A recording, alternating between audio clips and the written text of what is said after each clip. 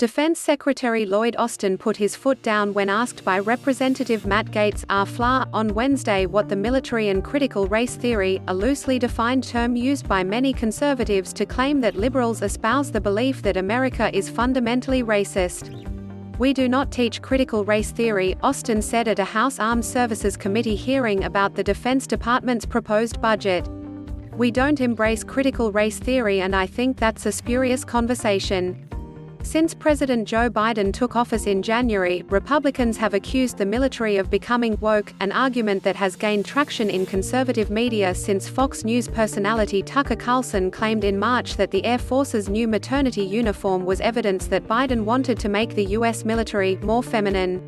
That has turned congressional hearings about the military's budget into opportunities for lawmakers to claim the Defense Department's diversity and anti-extremism training conducted since the January 6 Capitol riots, which involved one active-duty Marine major along with 4 service members from the reserve component and more than 40 veterans, are covered attempts to indoctrinate service members with anti-white ideology.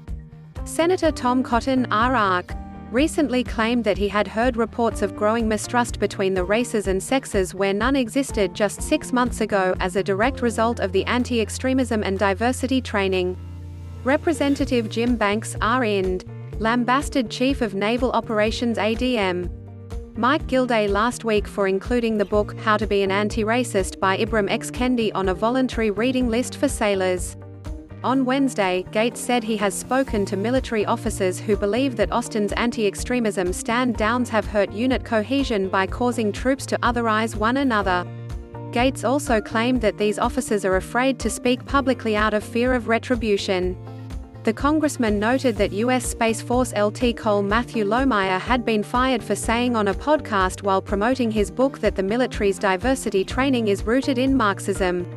Austin told Gaetz he could not comment on the Lohmeyer matter because it is being reviewed by the Air Force Inspector General. Reps. Matt Gaetz, R-Fla, and Stephanie Bice, R-Okla, are seen during the House Armed Services Committee hearing titled The Fiscal Year 2022 National Defense Authorization Budget Request from the Department of Defense, in Rayburn Building on Wednesday, June 23, 2021. Defense Secretary Lloyd J. Austin III, and General Mark A. Milley, chairman of the Joint Chiefs of Staff, testified.